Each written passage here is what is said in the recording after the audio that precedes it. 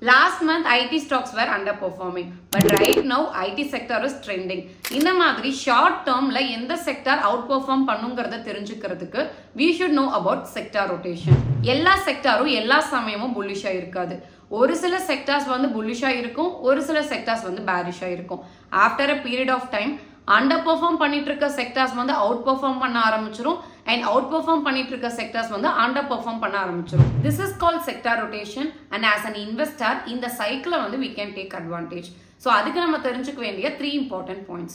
Number 1, எந்த sector வந்து இப்போ underperform பண்ணிட்டு இருக்குங்கிறத ஃபைண்ட் அவுட் பண்ணணும்.